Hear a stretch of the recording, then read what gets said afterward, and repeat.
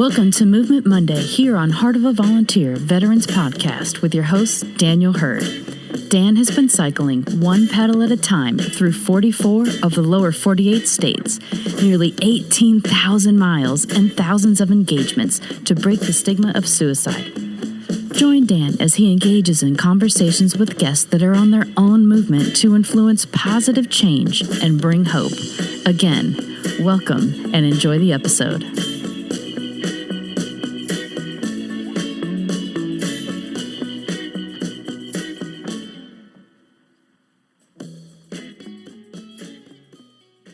Watch your thoughts. They become your words. Watch your words. They become your actions. Watch your actions. They become your habits. Watch your habits. They become your character. Watch your character. It becomes your destiny. Lao Tzu, ancient Chinese philosopher and writer. Welcome back to another episode of Movement Monday. Dan here. What are the consequences of our habits? There are good and bad habits, and sometimes those patterns turn into addictions. I've been thinking a lot about the role they play in our behavior, primarily because I'd like to develop a healthier lifestyle. A pattern that changed and saved my life was cycling. I'd like to think of this as a good addiction. Unlike drinking alcohol, which is a hard addiction to break, people try to quit and fail. I personally failed many times. Out of routine, I would get something to drink on my way to go hang out with friends, or with a meal when I went out to eat. I was finally successful at breaking the first of many habits that were bad for me over 8 years ago. Our co-host today has overcome similar ones. After almost losing everything, he looked at how his own habits affected his life and began the process of change. Our co-host today is Air Force veteran JT Frank. He is the founder and host of the Consequence of Habit podcast, where he explores how habits relate to happiness and success, or lack thereof. Talking to others who have made massive changes to their lives by changing their habits. And he is currently developing a nonprofit organization under the same name to help veterans, first responders, and others struggling with addiction or bad habits to get them into better lifestyles. JT, it's an honor to have you on Movement Monday. Welcome. Thanks, man. I really appreciate you. Appreciate you having me on, Dan. Yeah, I had to definitely have you come on, especially after one, being on your podcast, and two, learning about your podcast through Mason from Adventure Sports Podcast. Yeah. I tell you, yours, the one that you came on, because it's the one. I mean, I put it out right before your accident, literally right before your accident. 2 days. So, yeah. So after it came on, and then you had sent me pictures from it. And people had reached out to me like, hey, man, that's a great story. And then it was just, I mean, not that I want you to be in an accident, but like I immediately would send the pictures. I'm like, this is what happened since I talked to him. They're like, holy shit. So, yeah, it was just weird timing. Yeah, it was definitely weird timing. But it was, as well, it was perfect timing. We had the opportunity to have that conversation while I was still on my mission. So I think that made it that more impactful for people to hear. I think that if it happened after it, it'd still be impactful, but I don't think it would have been as impactful. Agreed. So, no, but hey, one of the things that I definitely was intrigued when I was listening to your guys' episode with Mason was you guys were talking about Athletic Brewing Company. Yes. And it was ironic to me because just a couple days before that, a friend of mine, at that point, I was just about to hit 8 years alcohol-free for myself. And a friend of mine was like, he saw that I was drinking these non-alcoholic beers, like I think it was like Bush and all these other crazy ones that they're not that great. And he's like, hey, man, you should check out Athletic Brewing. And I was like, oh, man, I'll check it out at some point.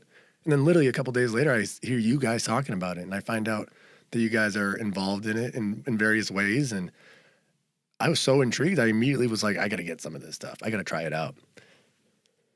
Yeah, this stuff it's been a game changer for me. I don't have as much sober time as you do. I'm just coming up on 2 years, but when I got away from drinking, when I was drinking, I really enjoyed beer, and I enjoyed good beer. Like I enjoyed like craft beer, and I was really disappointed when alcohol didn't fit into my life. And I'm like, God, man, I really miss it. and I would go to parties, and I would go to different places, and I would see all my friends, and they're having some of the same things I used to love to drink, and truly for the taste as well as the alcohol. But Athletic Brewing, they literally have designed an entire line of beers that are not that don't have alcohol. It's not like another beer company that says, hey, they're going to have a couple token NA beers. The entire company, that's all they do. And in my opinion, there's nobody out there that does it as well as they do. So I don't know. It's a great time to not drink because you really have some great options now. Yeah, no, it really does. We do. And something that I really enjoy is the fact that there's such good craft beers that are non-alcoholic that you could give them to a friend that drinks and they wouldn't even really, you wouldn't know the difference because they're that the quality is that amazing. Yeah, and on top of that, what the company stands for, the way that they give back, uh, it's very easy to support them. I mean, listen, I advertise for them without getting paid because I believe in what the company does, and I think it's just such a nice alternative for people that don't drink. Um, I mean, I've heard other stories. These guys they're. I don't think it was their intention, and I don't know that for sure, but they are literally changing lives of people, just giving them. There's a whole group of people that really like beer and now don't have, they can do away with all the negative effects of alcohol and still have the same stuff, man, same quality. So yeah, it's good stuff. Yeah, and what I love about it is it's called athletic brewing, so you don't have to be the person that doesn't drink or is in sobriety to even have a non-alcoholic beer. If you're an athlete, these are great for you the day before an event. You still want to have your beer, but you don't want to have to deal with the drowsiness or the lag the next morning. These are a great Yeah. alternative for that. I think that's what it's also amazing about it. Yeah, I think you're right. I think they're gonna explode. There's no doubt about it. They're explode. I mean, it's happening in real time now. But they are. I mean, they just took over Ballast Point Old Brewery out in San Diego. I mean, that's a big deal. Like these guys are truly growing quick. So I think it's cool to see it happen. Yeah, it really is. And for me, I gotta support my New England home team fans there, and they're one of those from Connecticut. That's where they started. So definitely a huge support of them as well. And yeah, it's a great thing to definitely check out. So if you guys get a chance to check them out, check out Athletic Brewing. Yes. But hey, let's get into this conversation. I first want to do is typically we have a guest on this show. But you're a co-host, and the reason why is because you're a veteran. Let's talk about your time in the service in the Air Force. Sure. Yeah. So I was one of those guys that after high school, I tried going to college, and I knew going into it, it was probably a lost cause. Like I was one of those guys that was not ready to be on their own. It just my maturity level, just a lot of different reasons. Um, so so after one semester in college, I was like, this isn't going to work. I don't know what I'm going to do. Uh, I ended up looking at the Air Force. Air Force for me, my father had been in the Air Force. My grandfather had been. I talked to my uncle. He was an Army Ranger, Special Forces. He was an instructor at West Point, and he said, Josh, what are you looking to go in? And I said, well, I was thinking the Army. He's like, look, if you want to learn something, you maybe playing war gets old. So I ended up going in the Air Force in '95. And I started off guarding nukes out in Minot, North Dakota. So that was my first station. Was guarding these underground silos. I bet that was interesting. Yeah, for about 10 minutes, and then you're bored out of your mind. But it was still. I mean, I think there's a lot of people that could relate to it. It was one of the best experiences of my life. I mean, we used to joke around that there was a good-looking girl behind every tree. In North Dakota, it doesn't have a tree in the entire state barely. So. Um, but it was just the camaraderie. It was, um, I don't know. I think it's just a time. It's like this snapshot in people's lives. And, you're 19, 20 years old, surrounded by other 19, 20-year-olds, and you just make fun happen. Right. So even though it was -40 out, the work was excruciating. It was just truly boring stuff. But we had a blast. So that's what started. I did a couple years in North Dakota. I was TDY to I went to right after Khobar Towers was bombed in Saudi Arabia. Mm. I I I was TY. I went to Saudi first, and then but I ended up in Kuwait. Spent some time in Kuwait, Where in Kuwait were you? Al Jaber, Al Al Jaber. Jaber. Okay. I went to Arajan. Okay, yep. So I went early. I literally I was an E1. Somebody had gotten sick over there that was on a team, and they it was like last minute. They're like, hey, we need somebody to go. So I jumped on it, and I went over there. I had no stripes because I had no rank. I mean, I was as low as you could get. And I was telling people that I was going in sterile because I didn't have any name tapes because I went last minute, that I was on some secret, just joking around. But um, yeah, 96, yeah, 1996, I think I was there. Wow. After came back after North Dakota, I went to Incirlik Air Base in Turkey. And I Okay. was there for a year and a half. And then I ended my time at McClellan Air Force Base, which is now closed. It was out in Sacramento.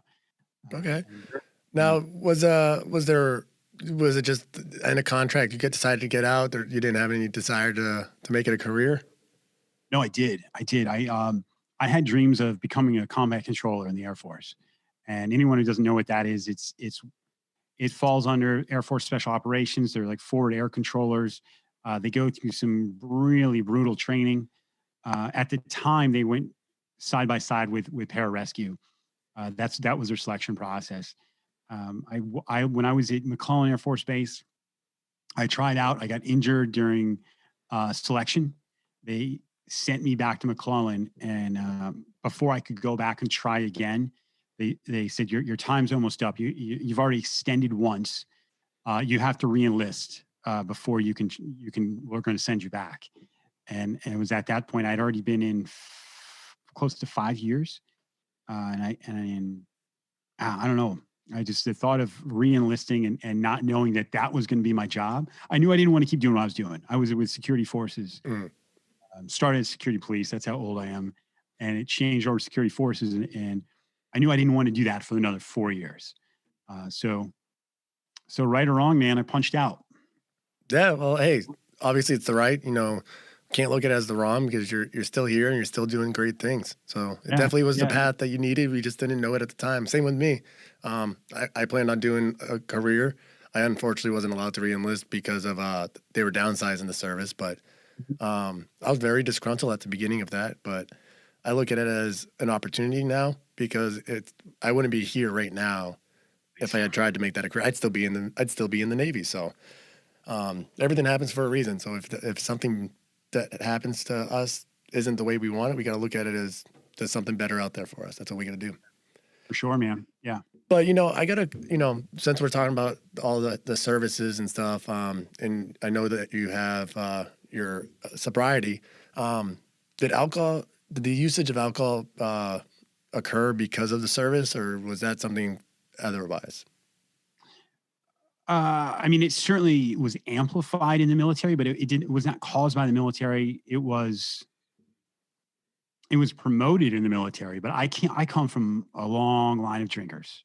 So, both sides of my family, alcohol was a part of my life. If it wasn't me drinking, it was somebody in my family drinking it from, I mean, that was every day. That was Monday through Sunday, holidays, good times, bad times. It was a staple in my life. Um, so from the time I was I don't know, 16, 17, it wasn't a big deal for me to have, some sips of wine or beer or something with dinner and it was always around me from the time I was 16, as far as even friends. I would say I actually started drinking myself around the age of 16.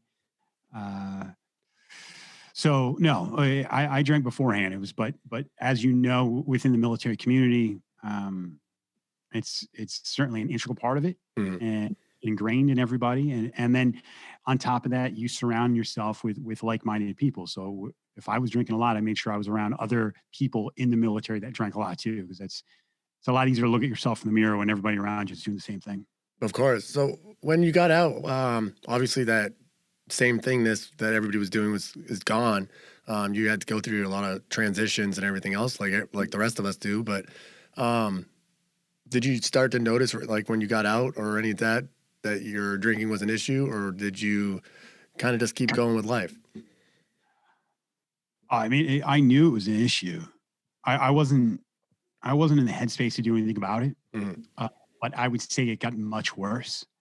And so I got out with really zero plans. I got out. I was living in Sacramento. I moved up a little north of Sacramento to this little town called Auburn, without any real job. I mean, I had these different jobs. Like I was putting in security doors for like those big metal gate doors, like you'll see in like California in the not nice neighborhoods. It's almost like a metal screen door, but it's meant to wow. It's meant to be a leave open and not have your shit stolen from your house. That's what it's like. I was putting these in for Home Depot. Okay. Yeah, but partying, I can't even say it's really party. If you're just drinking by yourself, it's not really a party, right? I mean, so it's I Party was of one, right? yeah. It definitely escalated because I talk about this on my podcast too. Is I didn't realize how much of my identity was wrapped up with being in the military and the camaraderie and the brotherhood and um, when that's gone and let me go back a little bit. I enjoyed the military and I was good at being in the military. I am not good at being a civilian. And I found that out. I'm a guy who needs structure, Mhm. and within structure, I'll excel. Without it, I kind of self-destruct. And I was tricked into thinking that I had gotten myself together enough within the military that I would be able to get out and keep that discipline. And I was truly wrong. So I had a really rough time when I got out and living in California. Um, I would say to get to actually answer your questions, my drinking got much worse, and I knew it, and I was just not in the place to do something about it at the time. So when did you realize that you needed to make the change for that habit? Uh, well, that's a process. I think like for most people, it's not. Well, maybe for some people is an exact time, but for me, it was a process. So even moving. So I'm living out in Sacramento. I'm living a not healthy lifestyle. I'm surrounded by people that are dragging me down. Um, and I was invited to a wedding back east. One of my good friends from who's living in Annapolis was getting married, and I flew back east, and I was around truly positive people, like people that loved me, people that were doing something in their life, people that are kind of inspiring to be around. And I said, "That's it, man. This is what I need." Uh, I flew back.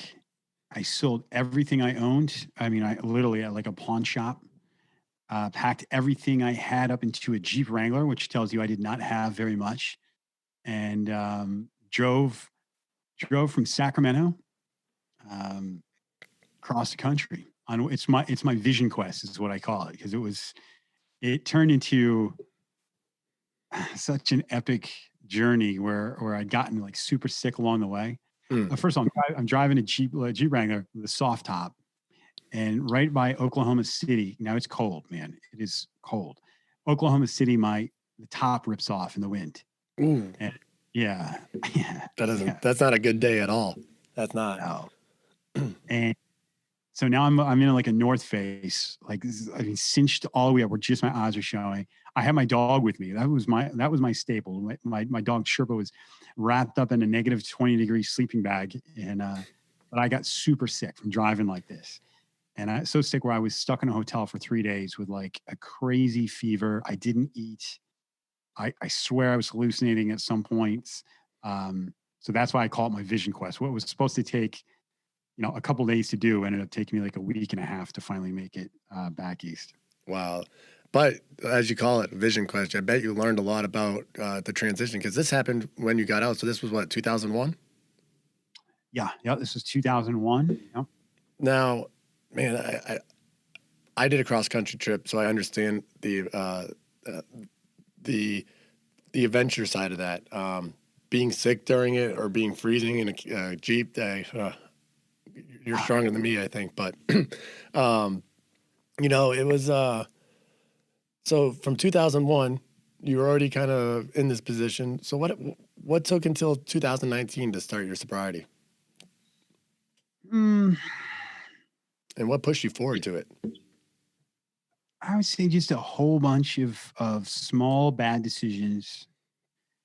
You and I talked. I compare it to like being murdered with a wiffle ball bat, where it's just like these little hits over and over. But it takes a while. It takes a really long time, and it was coming to the point where it was actually truly starting to affect my life. And we talk about identity. I talked about before. Like I have this identity of a father and a husband and a provider for my family. And the more I started examining the role that alcohol played in my life, the more I realized I was compromising all of these things. Mhm. That if I were to say get a DUI, well, I could lose my job. Yeah. So now I'm no longer a provider. If I'm making bad decisions, um, you know, if I'm drinking when I should be hanging out with my kids, well, I'm no longer a father that I should be, right? That's compromise. If I'm making bad decisions in my marriage, well, that's a bad, that's compromise. And then the other part, and this is a huge part for me, is I grew up around alcohol. That's all I knew. And it was like this set of blueprints that I was given that showed me how to live my life. And I was passing those same blueprints on my kids. And my son one time had said, like, he was in class and they were talking about your favorite drink, and I don't know, something comes up and he's like, my dad's favorite drink is beer or something like that. And I'm like, oh man, that hurts. Like that one, that was reality. Um, so I had tried before. I tried quitting on my own, and I was never successful. I'd even tried going to meetings before. Um, and I think one of the things that a lot of people do when they first go to meetings, if their consequences haven't been huge yet, is you start separating yourself from everybody else. You start looking at all these people, you're like, oh man, these people got real problems. Not me. Like me, I haven't had, but if you haven't had those problems, that check's in the mail. Like it's going to happen to you sooner or later. And I've just been lucky so far. So, Yeah, actually, I went to AA and NA meetings, and we all do that. I think we get there and we're like, I'm doing a lot better than those people, or I'm not as good as this guy. But usually the ones that are speaking are the ones that have had those really tough times. So you're just like, man, I'm really not that bad off. And yeah, for instance, like stealing and all these different things that people have to do to fill that fix that they need. I was like, man, I never really had to do any of that. I always had the money. yeah, So yeah, I was like, maybe yeah, I don't have a problem, but obviously I did. So yeah. That's what you have to remember, right? Like, a lot of people, you do stuff like you say you have money. Like I would drink good beer. I would drink good wine. I would drink good bourbon.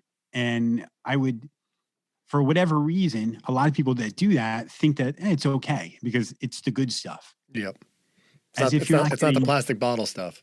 yeah, I'm not there. Now I've been there. I might have not have been there at current, or at the time I was going to quit. But um, so yeah, I think the important thing is to go, hey, I don't want to do this anymore. I can't really stop myself. And here's a group of like-minded people that are able to do it. So let me not separate myself from them and actually maybe jump on board and go, hey, I'm just like them. And we'll try and figure out how it goes from there. Oh, absolutely. And that's how we have to do it. So it's let's I want to get really into the podcast and how that started. So let's take a quick break and we'll get into that after this break. Are you looking for that beer that fits your active lifestyle? Maybe a beer fit for running, a brew fit for hiking. What about that beer league that you're in? A brew fit for backflips, a beer for surfing, biking, and skiing. One fit for workouts or rest days. Maybe you're looking for that chill time beer.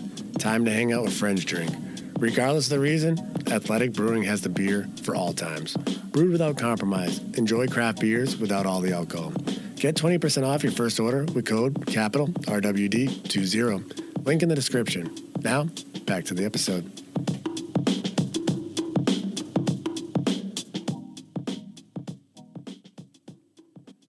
And we're back. I want to share some quick facts before we get started. 40% of our actions are not even conscious decisions, but habits. So habits are a big part of our lives, and a lot of the time, we don't even notice them. We are a sum of all of our habits, good or bad. Don't give up trying to change, though. It takes an average of 66 days before a new habit takes root in our brain, and the habits never truly disappear. They're just overpowered by other habits. The one habit that corresponds most closely to us, finding happiness and being satisfied with our lives overall, is often the one we practice least, self-acceptance. What are your thoughts, JT, on why so many of us struggle with self-acceptance? And you know what? I'll even do this. I'll let you think about that real quick, and I'll tell you my self-acceptance issues. Okay. You know, so many people see me as a person that's doing great things and making change and doing these awesome achievements, I guess is the best way to put it. But every day, my mind tells me that I'm not good enough.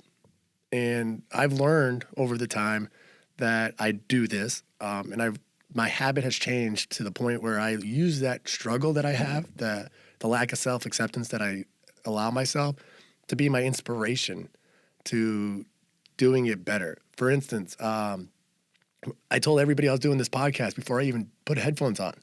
So for me, it was this idea of doing it was easy, no problem, I can do this. As soon as I put the headphones on, I was like, you're not good enough to do this, Dan. Just walk away before you even mess up. And I literally sat there. I got better. I keep getting better every episode, every day that I work on it.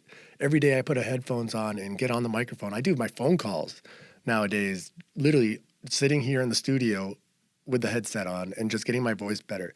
And I can tell you there's so many changes already because I've turned that the lack of self-acceptance into self-acceptance by, you know, now I used to have to keep my mouth literally right on the microphone. I had to be right here. But now I'm actually like a foot away from the microphone. My voice is projecting better. I am actually becoming a podcaster. It's crazy to me. So sorry, now that I've given you some time to think about it, what are your thoughts on why we struggle with self-acceptance? Well, I think it's one of the same reasons that I've struggled with like alcohol misuse is I've chased quick pleasures for a good part of my life, right? And that overall does not build like a solid foundation of being proud of yourself. I'm ADHD. I was diagnosed as a kid. I never did anything about it. My parents didn't really do much about it. I did really shitty in school. I mean, barely got by. And so I grew up thinking I was lazy. I grew up thinking I was not smart.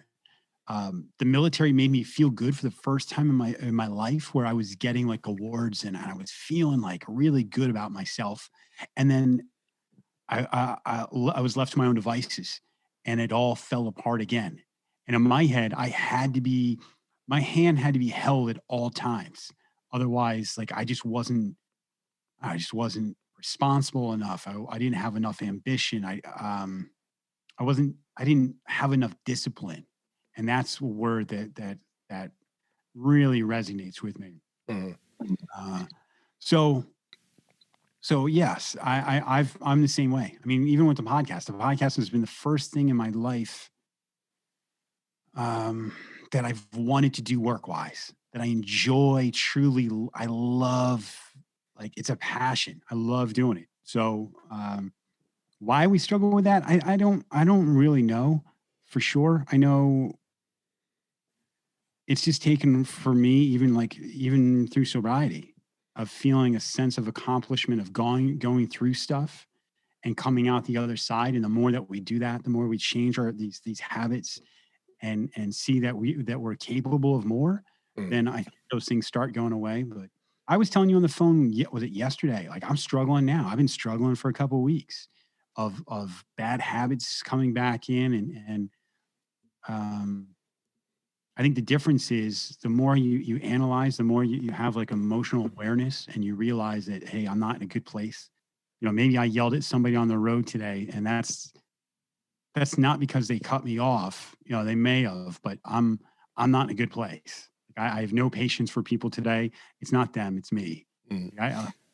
I feel like I'm getting somewhat better at that, but I don't know. We'll see.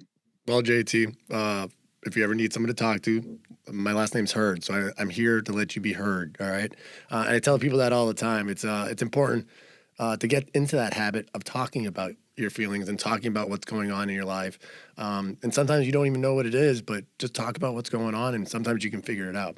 So that's definitely important. You talked about ADHD. I definitely want to bring this up because I just recently did an episode with ADHD. So if you haven't checked that one out yet, check it out. It's episode 5.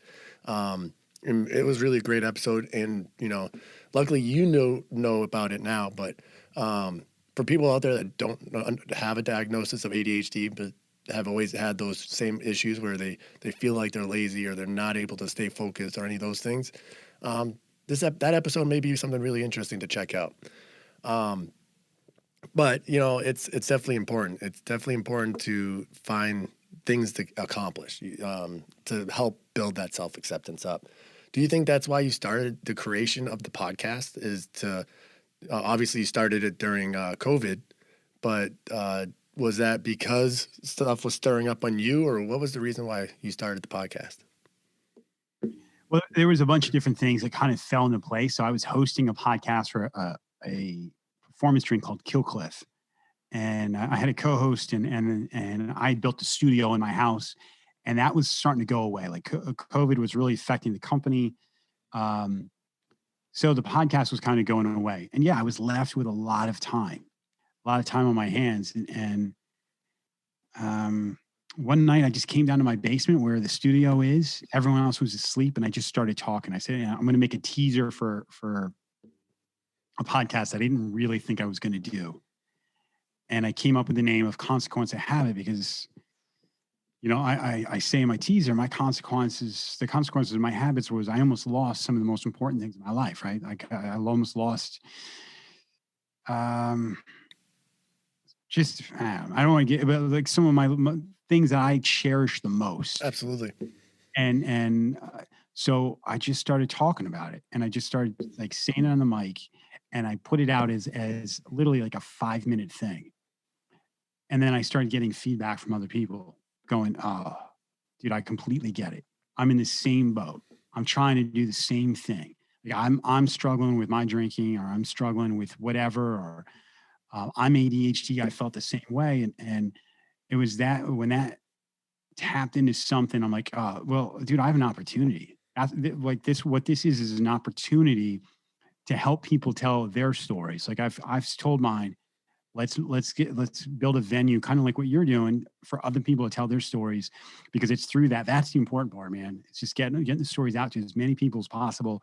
And so people that are struggling through something, they hear it and they go, oh man, I'm not alone. And there's another side to this. Yes, I can get through is. Yes, there is. And, I think that's now, for instance, going back to when we did our podcast together, you didn't really look in. Typically, you do a lot of research, you told me, but you didn't really do any on me. No. To be honest, I don't even think we talked about my sobriety at that point. I think you learned about that during the episode. I did, because it was a really quick turnaround.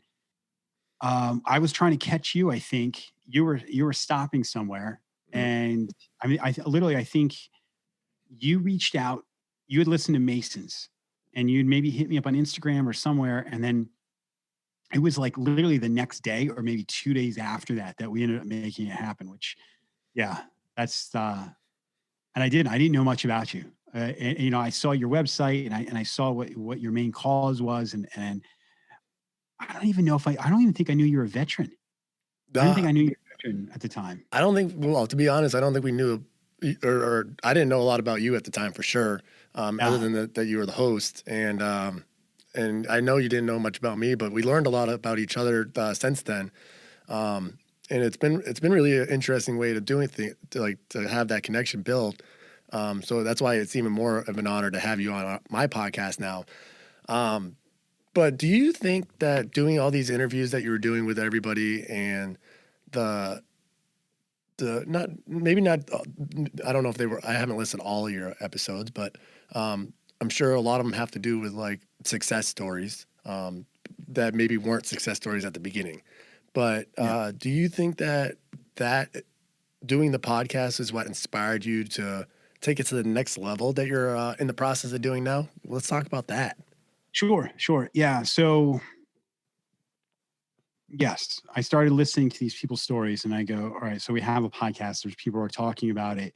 And I was listening to a podcast by Sam Harris, and they were talking about other ways to give back through different charities and growing support and using our money in a way that's most effective. And I said, all right, well, how can I incorporate that into getting everybody's message out to more people? And then if there are donations coming in, how can we allocate those to the causes that I believe are really important and things that resonate with the idea of consequence of habit. So I'm in the beginning stages. I filed a nonprofit with the state of Delaware. I'm halfway through my application for my 501(c), and with a goal of there's a couple different things. It's one is to get the message out to as many people, and as you know through podcasting, sometimes that takes there's a monetary aspect to that. I mean, this is a saturated. I forget what the number of podcasts are out there now, but there's a lot. There's a lot, especially after this year. Yes. This past year. Yeah. So it's to get that message out to as many people. And then two is to actually physically give money. So personally, I can look at the military and the first responders and go, okay, these guys have learned coping mechanisms while in service that are not serving them on the outside. I'm a prime example of that. There's people I've seen a lot worse things than I've seen that are struggling either with PTSD, which a lot of times comes along with that comes addiction issues, self-medicating. All right, so how can we help those groups? And then just in general, just addiction, mental health in general. And then I have it in my own passion of an environmental side. So I have on, like I had this guy, Robert Swan, who's first guy to go to both poles. He's on an expedition right now to go to Antarctica to bring, to try and save Antarctica. So there's a bunch of environmental things too. So I'm kind of all over the place, but those are my three big things that I'm trying to raise awareness and hopefully some funds for also. Nice. Hey, out of curiosity, that environmentalist that's doing the poles journey, you said you did an episode. On what episode do you know off the top of your head? I can tell you right now. All right. Yeah, because I definitely want to check that one out, and I want everybody else to hear about that. So is your focus, while you're looking that up, is your focus obviously your focus is veterans and first responders, but is that the entire focus or is that just a portion of the focus? The veterans and first responders is a portion because not everybody I have on is veterans and first responders. And it's I found that's interesting and through this process is I'll talk to people from all different communities and they'll say, the military, they'll say, just like I said, in our community, being macho, not talking about your feelings, drink a lot if you're feeling bad, that's what's promoted. And then I was talking to another guy last week and he's a guy from a predominantly Black community. He's like, in my community, you have to be macho. You drink a bunch. You don't talk about your feelings, and that's how it's like all these different communities that think they've got the monopoly on not talking about feelings and self-medicating yourself. So it is not just for them, but that those groups are dear to my heart. And but there's, I would love recovery for anyone who's struggling. Anyone, I don't care what your background, whatever it is. But I 100% agree with that. It doesn't matter where you come from. That's also what my organization does. A lot of people immediately hearing that I'm a veteran, immediately think that I'm doing it for veterans only. And then other people have actually decided not to reach out to me because they saw that I was a veteran, that it was that as well. And I'm telling everybody here, and I've told people this many times, is suicide doesn't just affect veterans or first responders. It affects all of us. And it doesn't matter our wealth, our religion, race, or political view.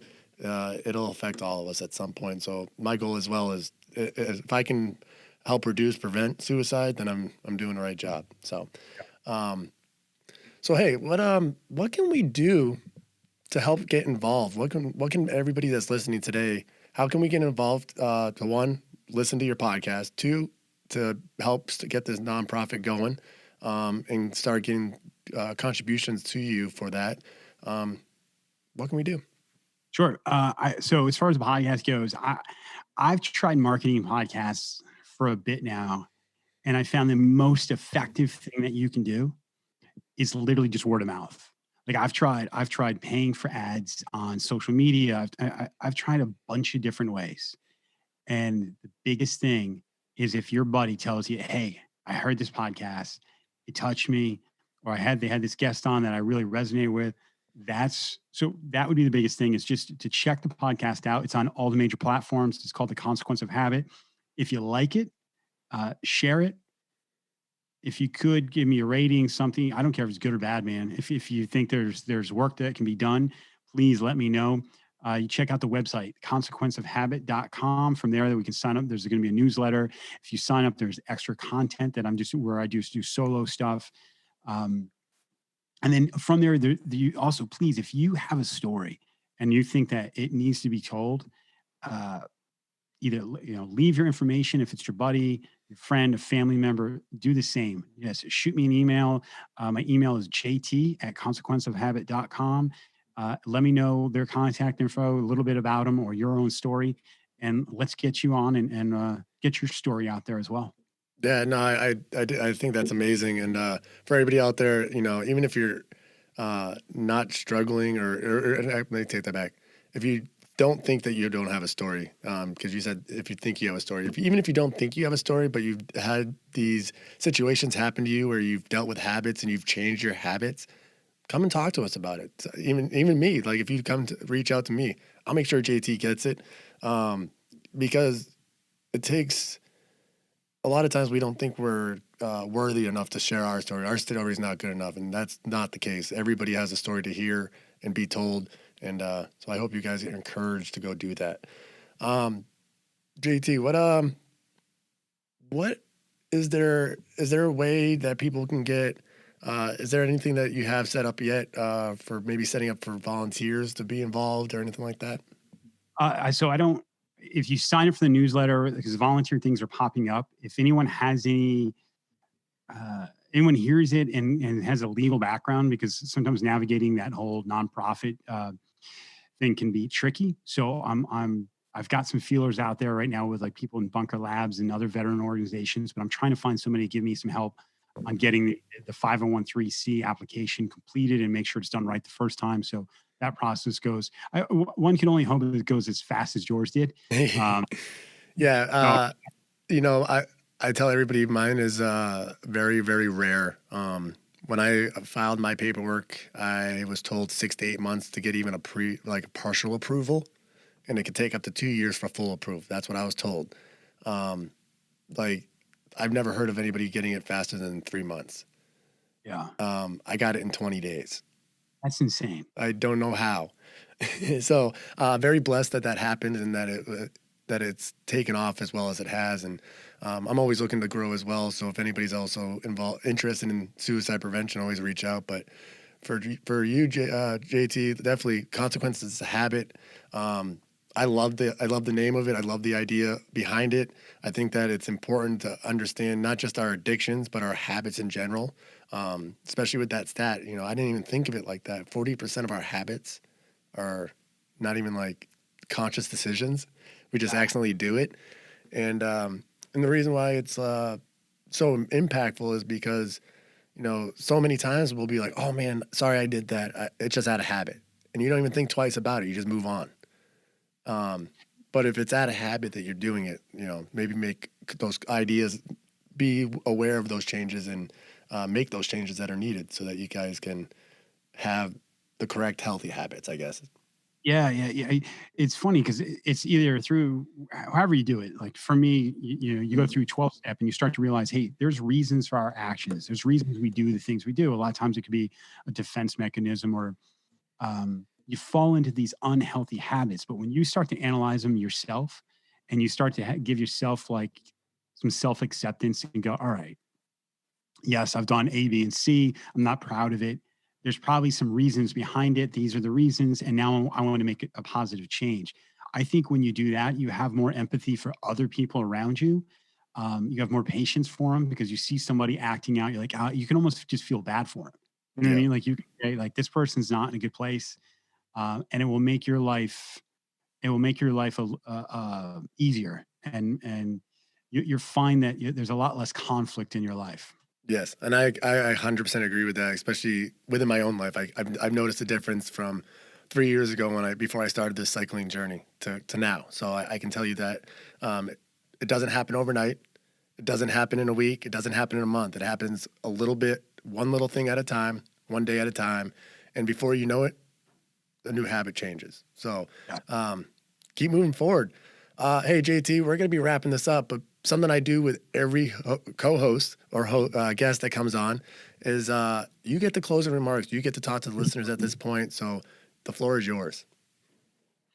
All right. First off, I want to say, Dan, it's what you're doing. I mean, even when I had you on, listen to everybody else that tells you that what you're doing is fantastic and doing a great job, because you really are, man. I walked away from your conversation and I think I said it. Like, I didn't care if no one else heard it. The fact that we had the conversation, I was honestly just proud to have been part of it. So, and as far as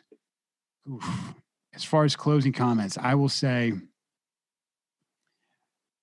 it's never too late to start checking, looking at your own habits and what you're doing. And, I talk about self-acceptance of just realizing that there are reasons for our actions. And the more that we start to examine those, you can start making these minute changes in your life, and it will literally change your life over a period of time. So that's it. That, and check out Consequence of Habit. And thank you, Dan, for what you're doing, man. JT, it was an honor to have you on here. And for all the links, we'll have it all in the description below. Have a great day. Thank you. You too, man. Wow. That's episode 10 for Movement Monday. 10 weeks now, and many more to come. I hope you have and continue to enjoy every episode as much as I have. I personally think that I'm finally getting into a good routine of doing these. What did you think of Consequence of Habit? The start of a movement. Personally, I love it. We all got to start somewhere. Have you started? I'm excited to see how Consequence of Habit and JT continue to grow into the future. Go listen to the COH episodes and be inspired to change your own habits. Sometimes our routines turn into addictions. For me, podcasting is my new addiction. It replaced cycling for now, but I still crave the bike.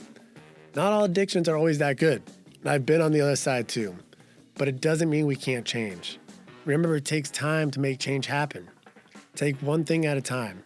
Share your story of change to all. Till next week, get caught up on some of the Heart of a Volunteer Veterans podcast other episodes, veteran chats, specials, and sagas. Remember to like, share, and subscribe to Heart of Volunteer Veterans podcast and show some love in the comments for the veterans. Every episode is Veteran Gold. Next week, we have another special guest, but you'll have to wait till then to find out who they are. Remember to have a good day. Bye, everyone.